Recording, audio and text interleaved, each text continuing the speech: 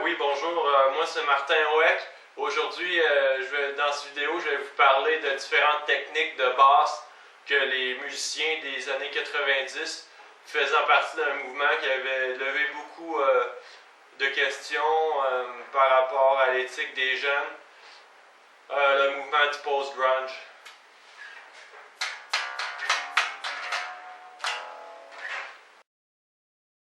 Donc, aujourd'hui, on va regarder les techniques qu'utilisait le groupe de post-grunge Lit dans leur chanson My Own Worst Enemy. Et puis, il y a beaucoup de techniques qui ont bouleversé le monde des bassistes professionnels.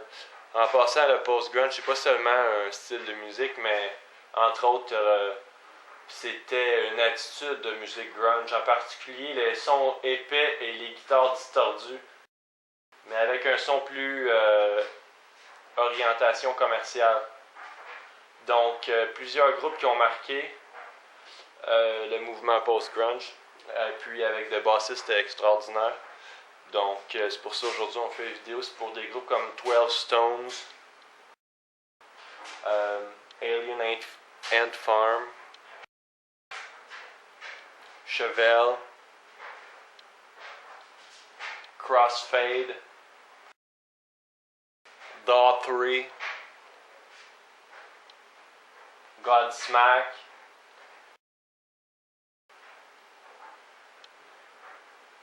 Shinedown, Sevendust, Saliva, Switchfoot, et puis les plus connus, Smile Empty Soul, 3 Days Grace, Third Eye Blind, 3 Doors Down, 30 Seconds to Mars, Blue October.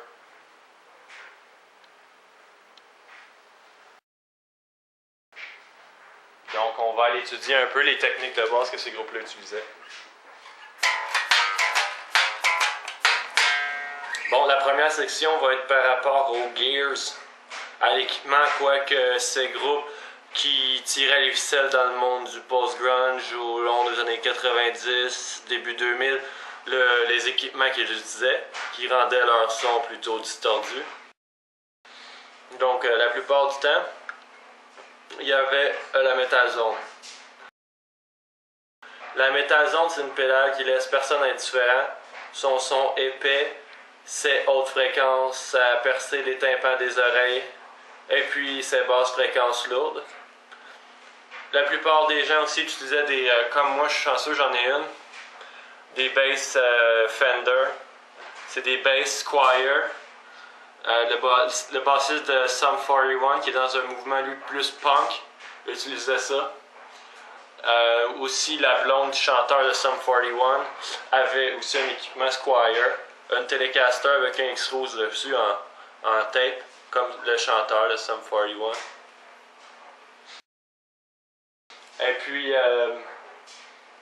les amplificateurs de son, on va y aller avec un... Je vais vous le montrer.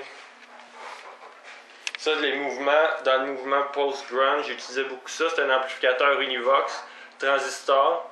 Je pense à peu près 3 watts. Et puis, un son très lourd. Un son épais qui sort de ça. Puis, pour certains, ça peut sembler un peu inapproprié. Mais moi, je suis dans le milieu de la musique à Montréal, et puis j'en ai vu des vertes et des pommes. Et puis savoir se diversifier comme les gens du post-grunge faisaient, c'est pas donné à tout le monde. Vaut mieux laisser sa marque que passer inaperçu. Pour être dans un mouvement post-grunge, c'est très important d'avoir la basse au niveau du pelvis, sinon un peu plus bas. Et puis il faut savoir les techniques suivantes.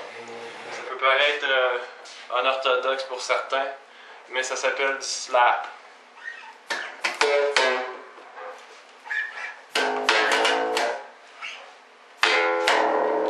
Pour commencer la première partie de la chanson, c'est assez simple, c'est...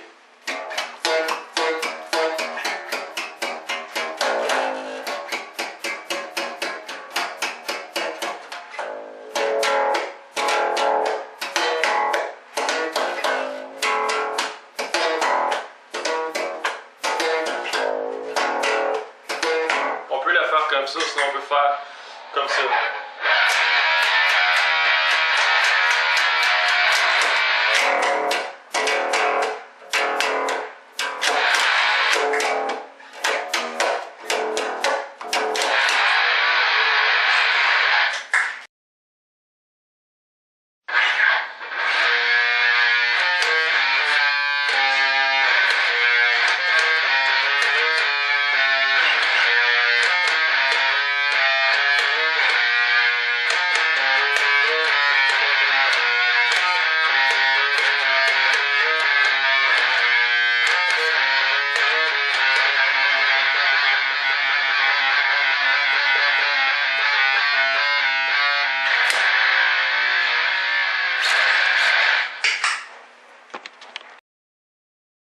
Donc, c'est pas mal tout ça pour le cours.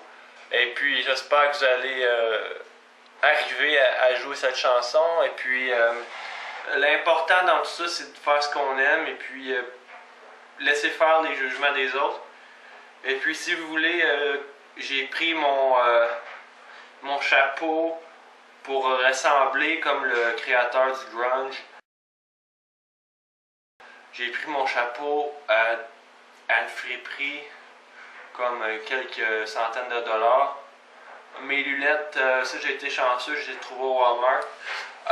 Un sigle aussi qu'on voit souvent dans le grunge, souvent imité dans la post-grunge, c'est les lignes. Les chandails avec des lignes alignées une par-dessus les autres. Ça là, c'est dur à trouver. Et puis sinon, on rappelle ici là, les années 70 avec les drogues. Donc ça, vous pouvez trouver ça. Essayez d'être... c'est une attitude et puis hein, il faut savoir faire tout ce qu'on aime. Donc je vous souhaite bonne chance.